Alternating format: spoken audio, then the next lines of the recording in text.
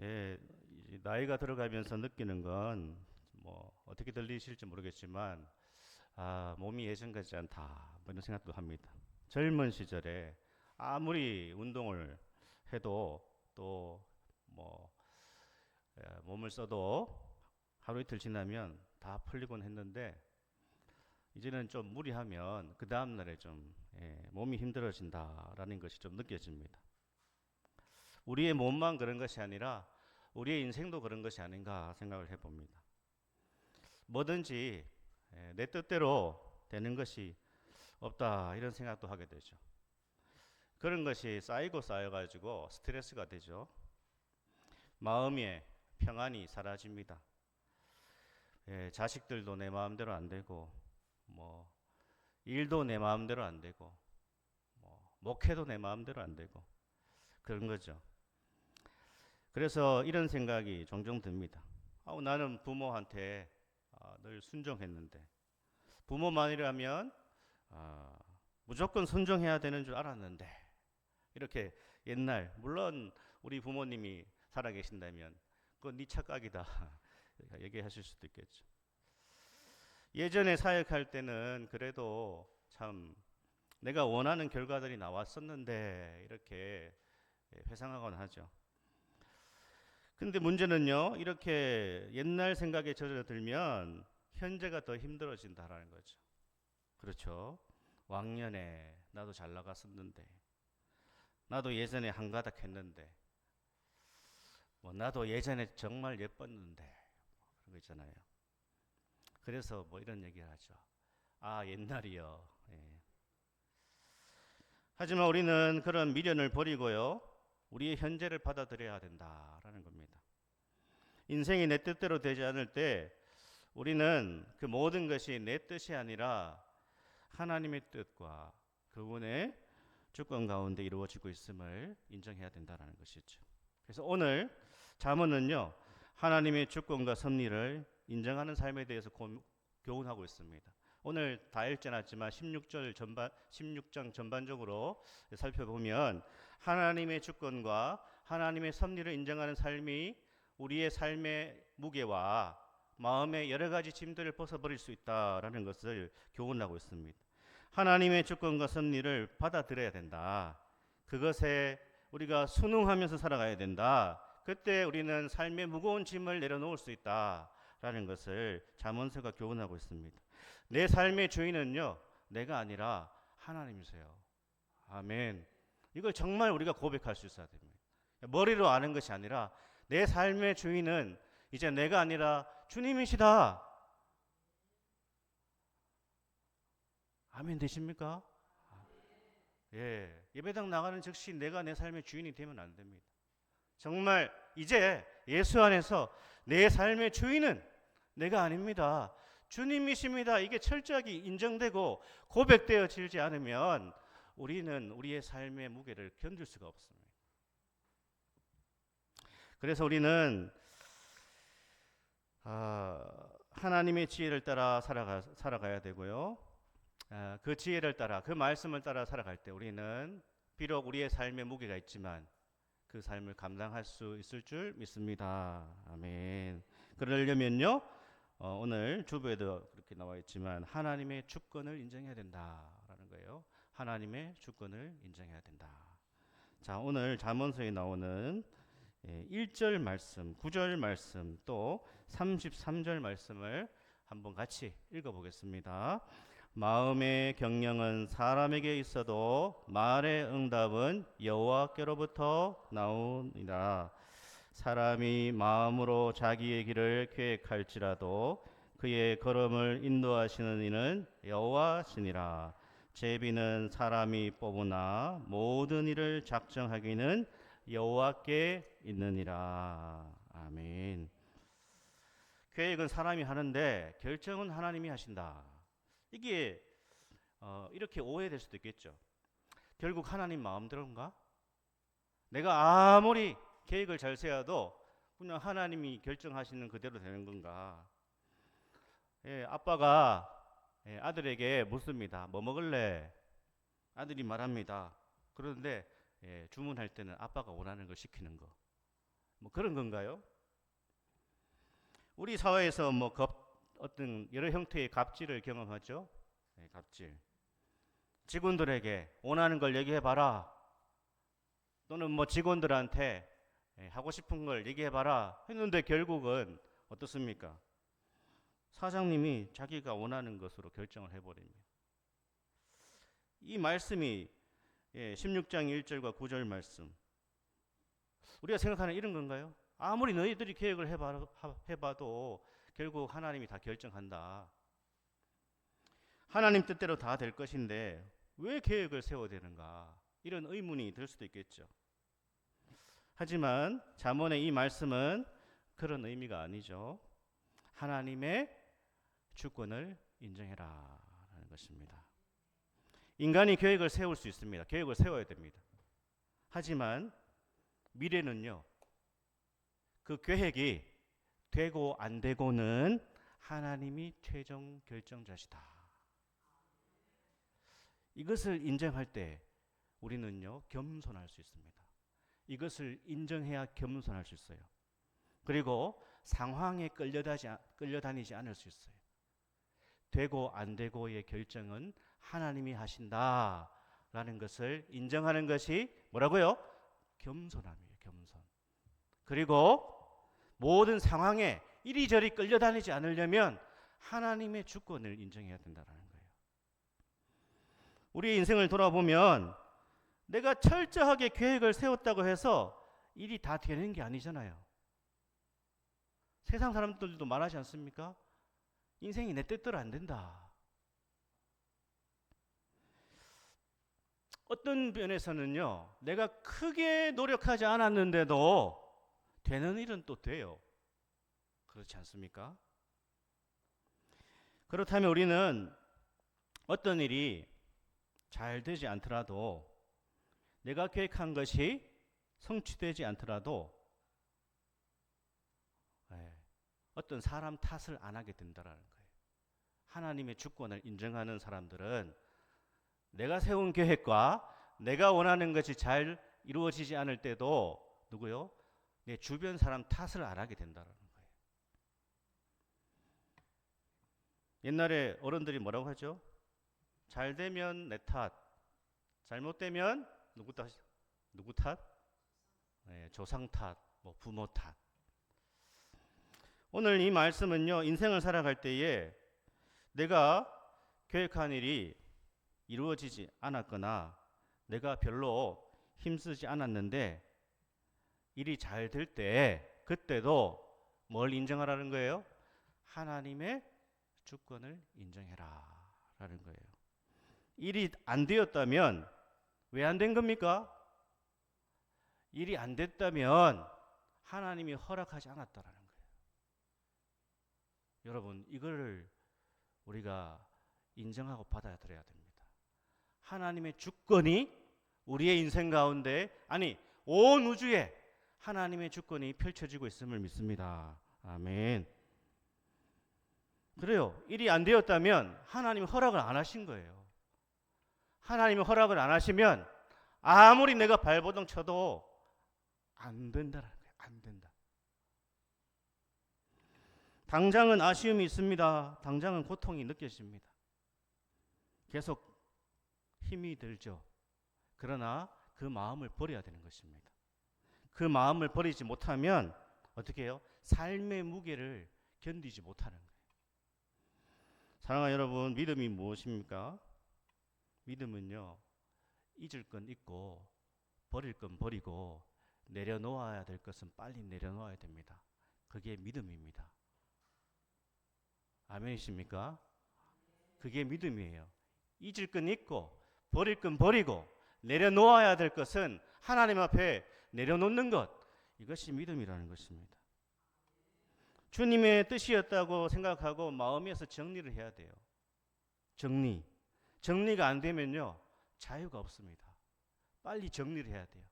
안 된 일에 대해서 계속 미련을 가지거나 누구 탓을 하는 것이 아니라 하나님이 허락하지 않았다라고 그것을 마음에서 정리를 해야 된다. 그때 우리는 자유할 수 있고 평안을 누리게 됩니다. 그렇지 않으면 계속 그 문제에 묶이게 되는 거예요. 풀려날 수가 없는 것입니다. 사랑하는 여러분, 교만이 무엇인가? 교만은요, 내가 원하는 것, 내가 세운 계획이 다 이루어져야 된다라고 생각하는 그 자체가 교만이라는 거예요. 우리가 은연중에 교만할 수 있습니다. 내가 세운 계획, 내가 원하는 것이 다 이루어져야 된다라고 생각하는 것이 교만이라는 거예요. 우리는 인생을 살아가면서 하나님의 주권을 인정할 때에 겸손할 수 있습니다. 주님이 그걸 원하십니다. 우리가 종종 부르는 찬양 있지 않습니까? 안희숙 여사가 작시했죠. 내일 일은 난 몰라요. 하루하루 살아요. 불행이나 여행함도 내 뜻대로 못해요. 진짜 이게 신자의 인생이에요. 내일 일은 난 몰라요. 하루하루 살아요. 불행이나 여행함도 내 뜻대로 못해요. 안희숙 여사의 그 전기를 읽어보면 놀랍지 않습니까? 신앙의 능력이라는 것이 이런 것이구나. 실패와 좌절과 상처, 상실, 고통, 죽음까지도 하나님의 주권 속에서 일어나는 것이다. 이것을 인정하고 받아들이는 것이 겸손이고, 이것을 우리가 인정하고 나아가는 것이 바로 세상이 감당하지 못하는 믿음이다. 이게 믿음이라는 거예요. 이게 세상이 감당하지 못하는 믿음입니다. 이 믿음이 있는 자는 사탄 마귀가 무너뜨릴 수가 없습니다. 하나님의 주권을 철저하게 인정하는 신자는 결코 사탄이 무너뜨릴 수가 없어요. 하나님의 주권을 인정하는 사람은 요즘 말로 회복 탄력성이 있는 사람이에요. 회복 탄력성. 예, 회복 탄력성이 뭐죠? 용수철이 움츠러들었다가 다시 튀어나가는 것처럼 하나님의 주권을 인정하는 신자들은 어떠한 힘든 일, 고난과 역경 속에서 잠시 움츠러들 수 있지만 하나님의 주권을 인정하기 때문에 다시 회복이 된다는 거예요. 회복 탄력성을 소유하기를 축복합니다. 아멘. 우리에게 회복 탄력성이 있어야 돼요. 빨리 회복이 되어야 되는 거예요. 계속 거기에서 움츠러 들어가지고 내가 과거에 왜 이랬나, 왜 이게 일이 안 풀렸나, 왜 망했나, 왜 실패했나, 왜 그런 일이 발생했는가, 계속 거기에 움츠러 있는 것이 아니라 하나님의 주권을 인정하고 다시 회복 탄력성을 가지고 주님 앞에서 일어나야 되는 것이죠. 그 사람은 신앙의 마음의 평안을 누리게 됩니다. 그 사람은 불안과 두려움을 극복하며 다시 나에게 주어진 삶을 살아가게 되는 것입니다. 아멘. 또한 하나님께 모든 것을 맡겨야 된다라는 것을 오늘 말씀이 보여주고 있습니다. 하나님께 나의 행사를, 인생을 맡겨야 된다. 하나님께 나의 인생을 맡겨야 된다. 우리 3절을 다시 한번 읽어보겠습니다. 너의 행사를 여호와께 맡기라. 그리하면 네가 경영하는 것이 이루어지리라. 아멘. 여기 행사가 뭐죠? 행사. 너의 행사. 행사는 하는 일. 하는 일이죠. 또는 경영 뒤에 나오죠. 내가 하는 일 하나님께 맡겨야 된다. 맡긴다는 게 뭡니까? 맡긴다. 그냥 아무것도 안 하고 난 가만히 있는 건가? 맡긴다. 맡긴다라는 것은 굴리다, 구르다, 위탁하다 이런 뜻이 있어요. 그러니까 하나님께로 모든 일이 굴러가게 해라. 그런 의미가 있겠죠. 그러니까 하나님께 너의 모든 행사를 맞추어라 이런 뜻이에요. 하나님께 너의 모든 것을 맞추어라. 어떤 설교자는 이렇게 해석을 했습니다. 너의 모든 인생의 것들을 너의 모든 인생의 방향과 목적을 하나님께 맞춰라. 뭐라고요? 너의 인생의 방향과 목적을 하나님께 맞춰라. 또 방법과 속도를 하나님께 맞춰라. 이런 뜻이라고 해석을 했습니다. 인생의 방향과 인생의 목적을 하나님께 맞추는 것을 2절에서는 이렇게 말씀하고 있습니다. 우리 2절을 한번 오늘 읽어보겠습니다. 사람의 행위가 자기 보기에는 모두 깨끗하여도 여호와는 심령을 감찰하시느니라. 아멘. 그러니까 하나님께서 심령을 감찰하신다라는 것은 뭐죠? 그의 숨은 의도를 아신다 이런 뜻이잖아요. 그래서 내가 무엇을 이루고자 한다면 내 심령, 내 마음부터 가다듬어야 된다. 바르게 방향을 잡아야 된다. 그런 뜻이에요. 내가 하는 일, 내가 지금 뜻을 하나님께 두고 계획하고 있는가. 그게 방향이에요. 그게 목적이에요. 그리고 나서 방법도, 내가 하는 일의 방법도 하나님이 인정하실 방법을 택해야 된다. 5절 보시겠습니다. 5절.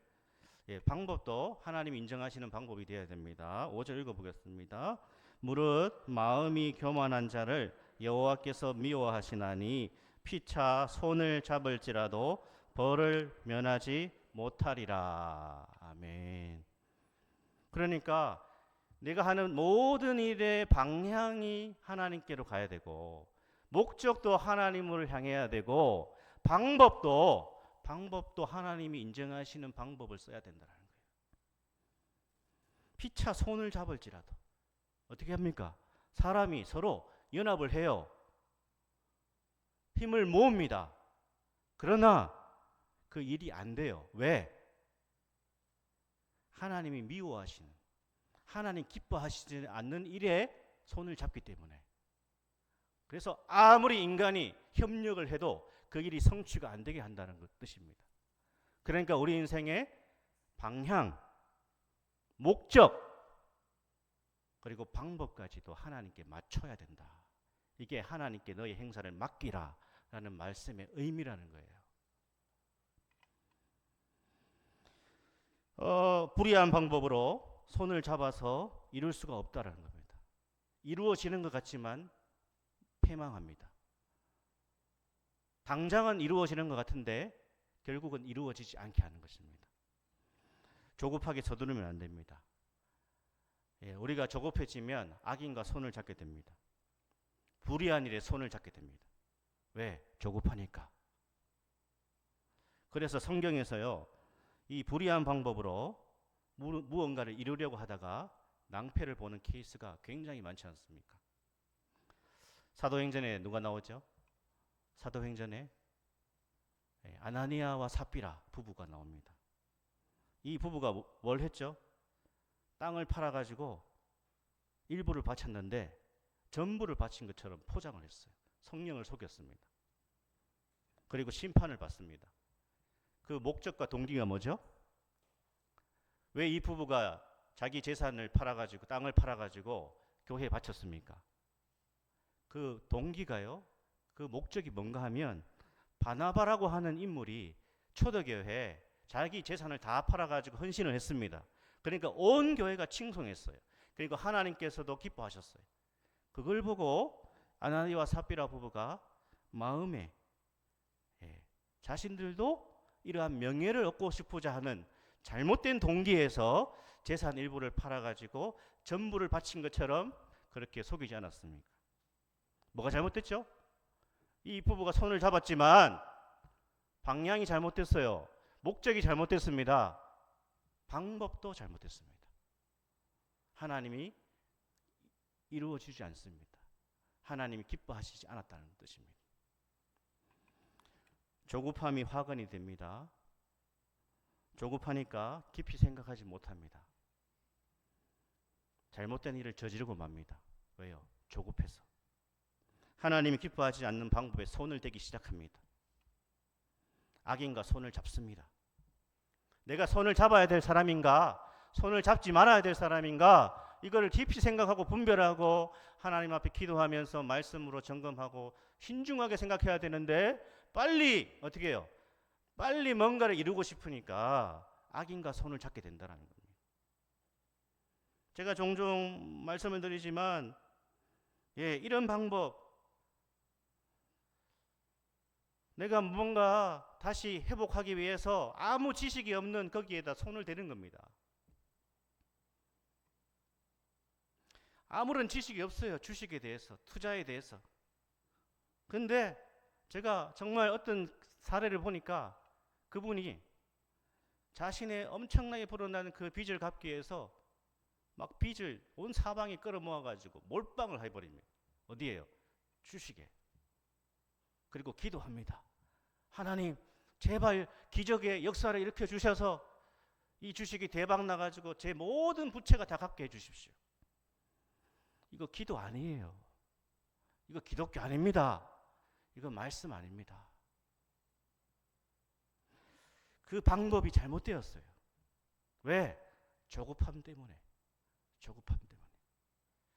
하나님께 온전히 맞추지 못했다는 뜻입니다. 하나님의 말씀과 하나님의 방법과 하나님의 지혜에 맞추지 못하고 있다는 거예요. 하나님께 자신의 삶을 온전히 맡기지 못한 겁니다. 그래서 계속 이리 치고 저리 칩니다. 마음의 평안이 없습니다.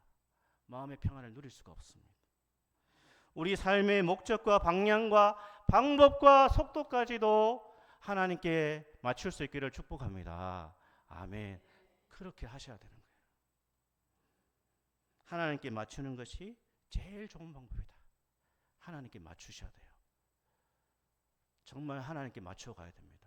그래야 이루어집니다. 그래야 하나님의 역사가 있습니다. 아멘. 마지막으로요. 하나님의 뜻을 따라가야 된다.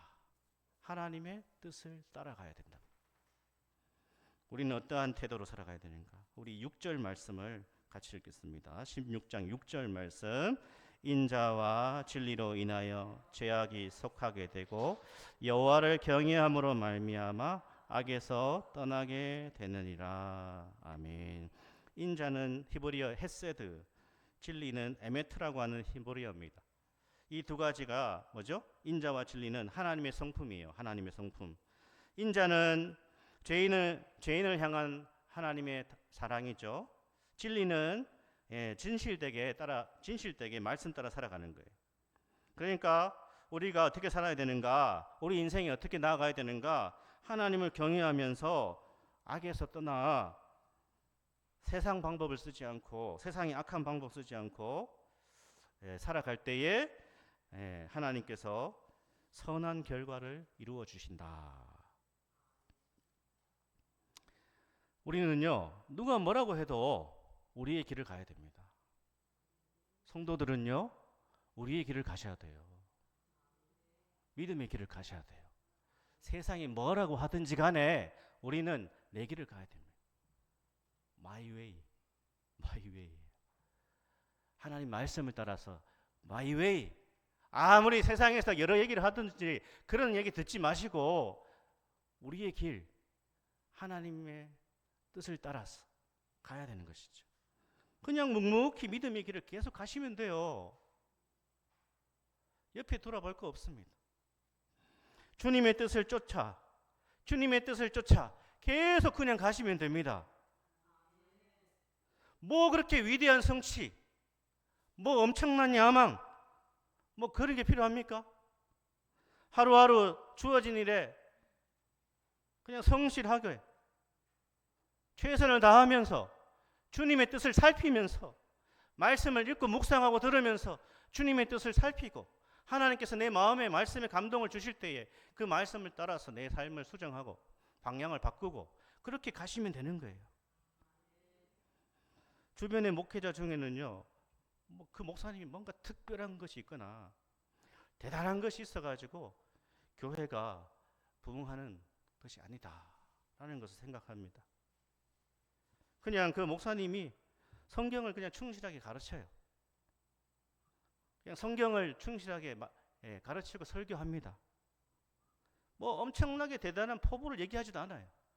목회 막 비전은 뭐 엄청나게 내가 엄청난 뭐 부흥을 일으키겠다 이런 얘기 안 합니다. 절대로. 그런데 세월이 지나가면서 교회가 성장하고 새로워지는 것을 보게 됩니다. 제주도에 있는 제가 한 교회, 그 교회가요, 한 10년 동안 조금씩 성장해서 이제 예배당 건축을 앞두고 있습니다. 육지에서 온 그 목사님이 제주 땅에 내려가서요, 성도들과 말씀을 나누고 삶을 나누고 재미있게 그냥 목회하고 있습니다. 목사님의 취미가 다른 게 없어요. 제주에서 뭐 하겠습니까? 목사님 취미를 물어보니까 그냥 제주도니까 사면이 바다입니다. 그래서 목사님이 새벽기도 마치고 바다에 가서 낚시를 해가지고 해루질 이런 것도 좋아하시더라고요. 고기 잡아가지고 점심 때는 뭐 교인들과 점심도 같이 먹고 그렇게 지내면서 교인들도 서로 만나가지고 교제하는 게 너무 좋은 거예요. 즐겁습니다. 만나서 같이 교제하는 게 즐거워요. 밥 먹고 차 마시고 또 사는 이야기 뭐 이런 거 하면서요. 이런저런 이야기 하면서 모여가지고 뭐 합니까? 교인들이 만나가지고 차 마시고 밥 먹고 이야기하면서 결국은 뭐 합니까? 결국은 싸우고 흩어집니까? 교인들이요 그렇게 지내다가 어떻게 해요? 교회를 위해서 우리가 이런저런 일들을 좀 해보자. 목사님이 막 강요한 것도 아니에요. 자기들끼리 모여가지고 이런 것도 해보고 저런 것도 해보자 해가지고 그렇게 분위기가 좋아지니까 그 동네에서 한두 사람 모여가지고 제가 들어보니까 처음에 15명 목사님 부임할 때 15명 모였었대요. 근데 지금 50명이 넘어간다. 이거 제주도는 우리 육지하고 생각하시면 안 돼요. 그리고 지금이 굉장히 어려운 시기 아닙니까? 기독교 쇠퇴기입니다. 그런데 제주도에서 그렇게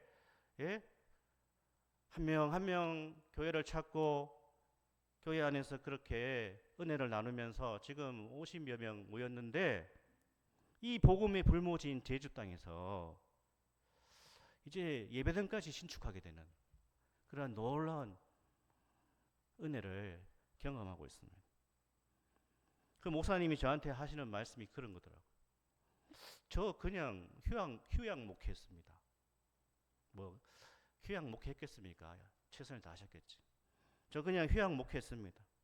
마음 편하게 성도들과 그냥 잘 지내면서 하나님 은혜로 이렇게 교회가 조금씩 성장하고 있습니다. 하나님 은혜지요. 무슨 비결이 있습니까? 무슨 대박칠 비결이 있습니까? 우리는 그냥 주님의 말씀을 따라 주님의 뜻을 따라 살아가는 것입니다. 주의 뜻을 쫓아가는 것입니다. 그렇게 살고 그렇게 신앙생활 하다 보면 하나님이 주시는 은혜가 있다라는 거예요.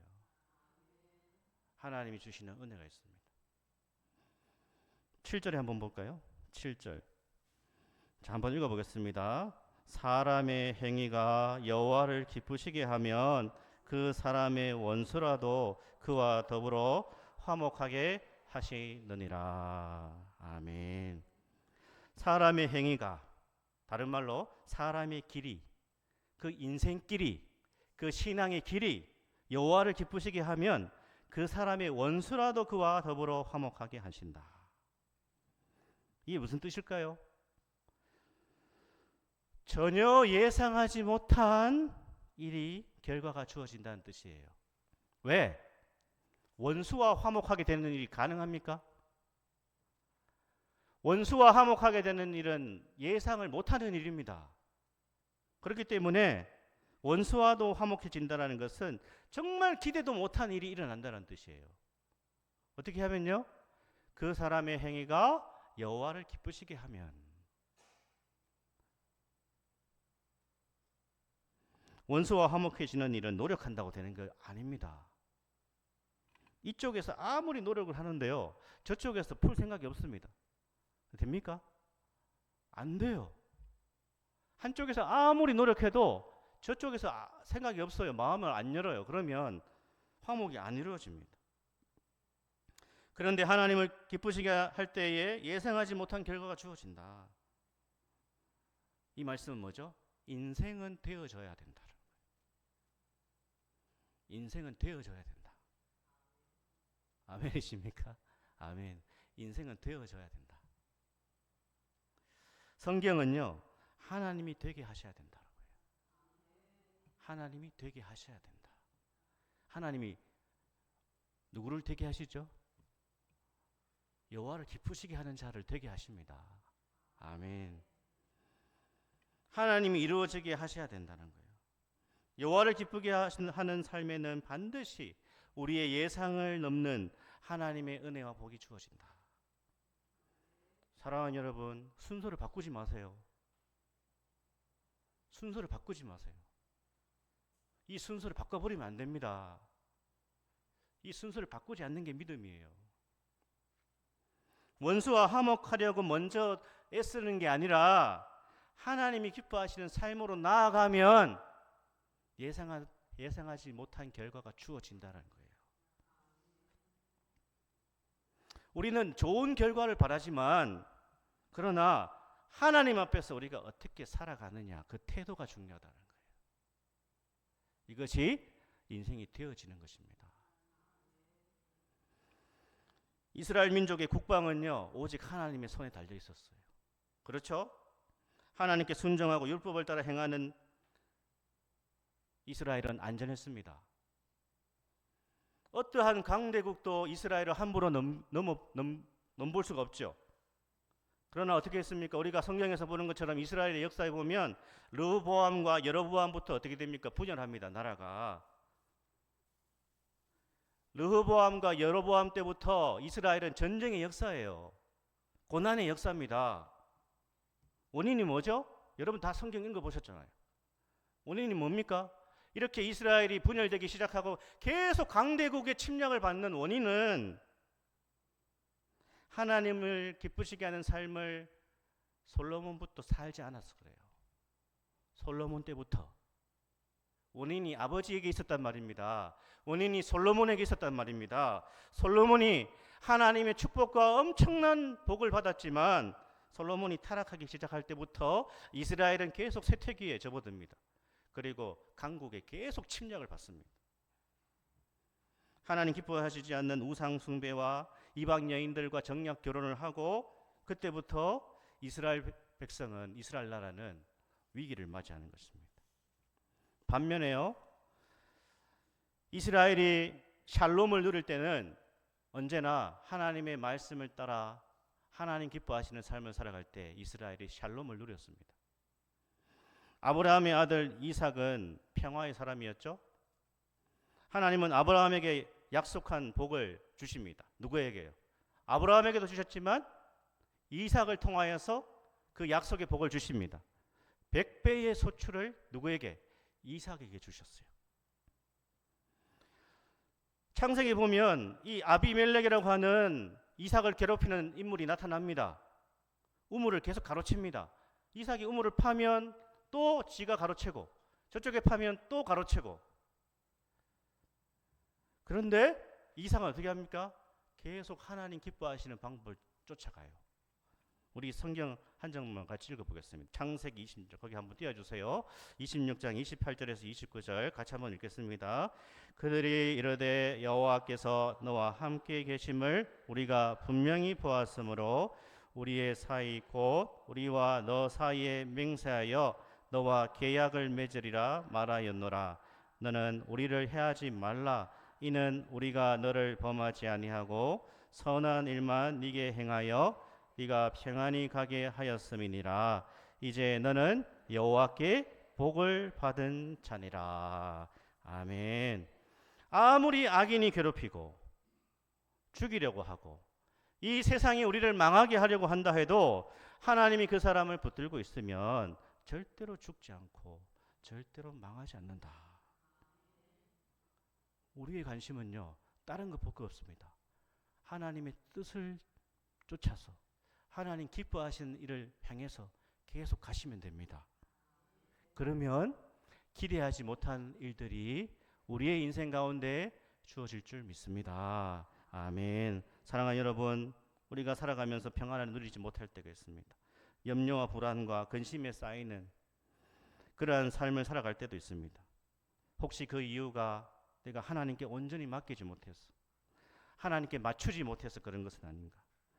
내가 너무 계획을 세워서 안달복달 그렇게 사는 것, 그렇게 살아가는 것보다 우리에게 주어진 이 믿음의 길에 최선을 다하시고 나에게 주어진 삶에 성실하시고 그렇게 하나님 기뻐하시는 삶을 살다 보면 때가 되어 이루어지고 때가 되어 열리고 때가 되어 풀리는 그러한 은혜, 하나님께 온전히 맡기시고 주님께서 우리의 인생과 삶을 경영해 나가시는 그러한 은혜가 주어지기를 축복합니다. 아멘.